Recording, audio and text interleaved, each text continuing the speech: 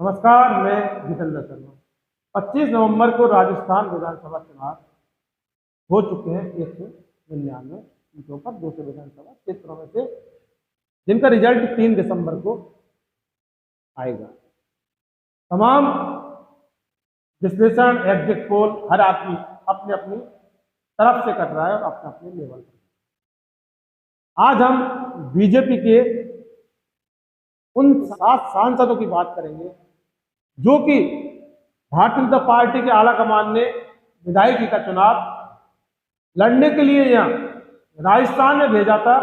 उनकी स्थिति वाकई इस चुनाव में क्या रही, पूरा सिलसिलेवार हम 7 इन सांसदों का, इन सीटों का विश्लेषण आपको हम बताएंगे। कितने परसेंट वोटिंग कब रही, कितने परसेंट वोटिंग इस बार रही, मतदान का अंतर क्या रहा और इससे इस सांसद को क्या फायदा और क्या नुकसान होगा।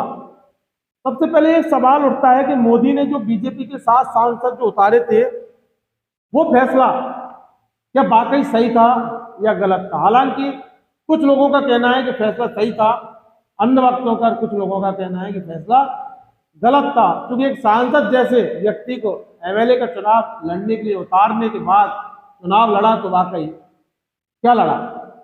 सबसे पहले बात करते हैं जयपुर के जोटवाड़ा विधानसभा क्षेत्र की।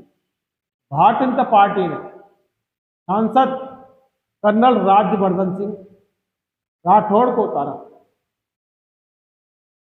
जवाब में कांग्रेस ने अभिषेक चौधरी जो युवा उम्मीदवार है उनको उतारा।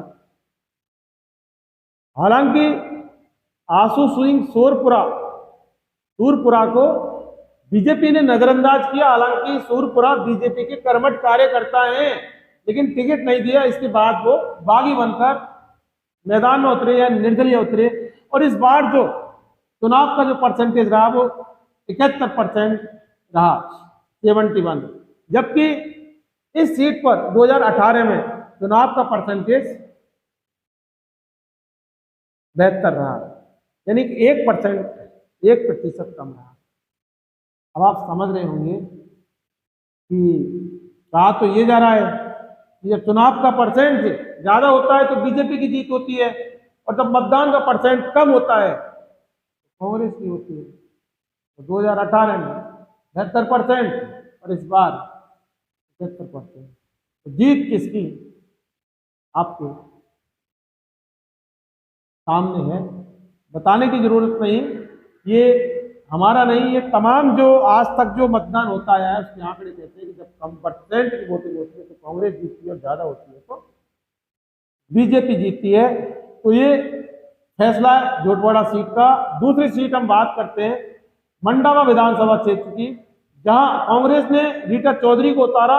वही नरेंद्र, प्रधानमंत्री मोदी के उम्मीदवार सांसद नरेंद्र कुमार को मोदी ने उतारा और इसमें भी इस बार 73% वोटिंग हुई, 2018 में 74%, यानी कि इस बार भी 1% मतदान कम हुआ।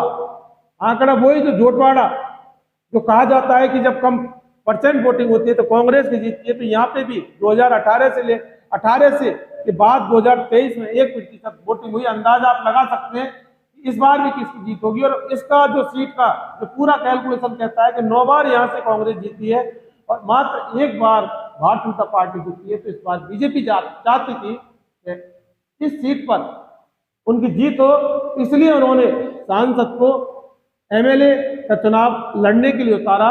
लेकिन मतदान का आंकड़ा 2018 के बाद 2023 में जो 1% कम हुआ, उससे अंदाजा आप लगा सकते हैं। तीसरी सीट की बात करते हैं जालोर जिले के सांचौर विधानसभा क्षेत्र की, जहां देवजी पटेल सांसद को बीजेपी ने उतारा। जवाब में सुखराम बिश्नोई को कांग्रेस ने उतारा। 80% मतदान इस बार का रहा यहाँ। वही 2018 में यहाँ पर भी 81%, यानी 1% इस बार यहाँ पर भी मतदान कम हुआ। तो अब आप समझ सकते हैं कि लगातार हमने 3 सीटों की बात की है, 3 सीटों पर 1% वोटिंग का रेशो आंकड़ा कम रहा। और जब कम रहता है वोटिंग का आंकड़ा, तो फिर कवायद यही तो है कि आंकड़े भी यही कहते हैं कि कांग्रेस जीतती है। तो ये इस तरह से वोटिंग कम होने का मतलब कांग्रेस जीतने के लिए सीधा सीधा इशारा ये करती है। तिजारा की बात करते हैं, चौथी विधानसभा सीट, यहाँ कांग्रेस ने इमरान खान को उतारा, वही भारतीय जनता पार्टी ने बाबा बालक नाथ सांसद को तिजारा से उतारा है। धार्मिक ध्रुवीकरण में माहिर है बाबा बालक नाथ, जहां इस बार 85% का मतदान हुआ, 2018 में 82। यहाँ पर कुछ समीकरण बदले हैं, तो 82 2023 में 85% थे, तो वही 2018 में 82 थे। इसका मतलब इस बार 3% मतदान बढ़ा है, और जब मतदान बढ़ता है तो बीजेपी की जीत होती है, ऐसा ही तो कहा जा रहा है अभी तक। तो इस बार बाबा बालक नाथ तिजारा की सीट जीत सकते हैं। बम्पर वोटिंग हुई, और जब बम्पर वोटिंग होती है अंदाजा साफ रहता है कि जीत भारतीय जनता पार्टी होती है। विद्यानगर से सीताराम अग्रवाल को कांग्रेस ने उतारा, वहीं दिया कुमारी को, सांसद दिया कुमारी जो राजकुमारी है, भारतीय जनता पार्टी ने उतारा। आंकड़ा एंटी इनकम्बेंसी का ज्यादा लगने के बाद, और वहीं सीताराम अग्रवाल जो पहले भी यहाँ का चुनाव लड़ चुके हैं, और दिया कुमारी यहाँ पहली बार आई है, तो मामला कुछ कहा तो नहीं जा सकता एक तरफा, लेकिन हाँ बराबर बराबर का अंदाज जरूर लगाया जा सकता है। उसके बाद फैसला तो जनता करेगी, वो होगा।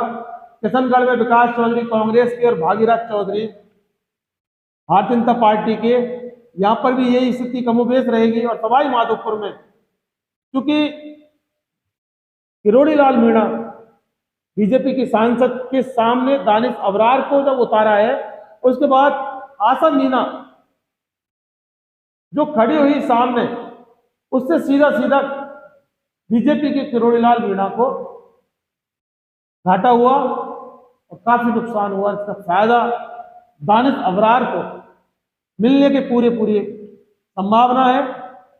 और ये पूरा राजस्थान के उन 7 सीटों का आकलन था, एक आंकड़ा था, जो कि भारतीय जनता पार्टी ने एमएलए के चुनाव के लिए अपने 7 सांसदों को उतारा, और उसमें जो स्थिति निकल के आई है कमोबेश उससे सीधा इशारा जाता है कांग्रेस की तरफ से, कांग्रेस की तरफ ही पूरा इशारा जाता है कि किस तरह से भारतीय जनता पार्टी के इन सांसदों की स्थिति किस तरह से कमजोर हुई। उसकी कमजोरी के जिम्मेदार कोई और नहीं, सिर्फ और सिर्फ प्रधानमंत्री नरेंद्र मोदी, जिन्होंने पूरी जान लगा दी राजस्थान चुनाव में। तमाम रोड शो इन्होंने किए और यात्राएं भी की, लेकिन 7 सांसदों को उतारने का फैसला सही या गलत, ये फैसला जनता का था। जनता अपना फैसला 3 दिसंबर को सुनाएगी, चूंकि मतदान हो चुका है, किस्मत मतपेटियों में कैद हो चुकी है, और 3 तारीख को जब ये पेटियां या पिटारा खुलेगा तब पता लगेगा कि वाकई इन 7 सांसदों में से आखिर कितने सांसद इस चुनाव को जीते और कितने सांसद चुनाव को हारे। ये वक्त बताएगा 3 दिसंबर, जब मतगणना होकर चुनाव का रिजल्ट आएगा। लेकिन हमारे आंकड़े जो हमने बताए उससे सीधा सीधा साफ ये तो जाहिर हो चुका है कि इन सांसदों के सामने कांग्रेस का पक्ष बहुत ज्यादा मजबूत होता दिख रहा है, जो कि आंकड़ों के साथ हम ये कह रहे हैं। और ये फैसला गलत था, कुछ जनता का कहना है और कुछ का मानना सही है, लेकिन फैसला सही या गलत था मोदी जी आपसे ज्यादा हो ही नहीं जानता, क्योंकि आपने ये जो फैसला किया वो 2024 के चुनाव को ध्यान में रखकर किया था। राजस्थान में अगर बीजेपी को चुनाव में हार मिलती है, उसका सीधा सीधा जिम्मेदार कोई और नहीं, देश के प्रधानमंत्री नरेंद्र मोदी होंगे। लेकिन राजस्थान में 7 सांसदों का जो विश्लेषण निकल कर आया है उससे वाकई इतना तो जरूर तय हुआ है, सांसदों की सीट बहुत ज़्यादा खतरे में है, बहुत ज़्यादा खतरे में है, बहुत ज़्यादा। दोस्तों, आप इन्वेस्टिगेशन मीडिया चैनल को तुरंत सब्सक्राइब कर लें, जिससे कि हमारे आने वाले वीडियो के नोटिफिकेशन आपको तुरंत मिल सके, और बेल आइकन की घंटी को जरूर दबाइए और हमारे चैनल को आप सहयोग करें और आर्थिक मजबूती प्रदान जरूर करें। नमस्कार।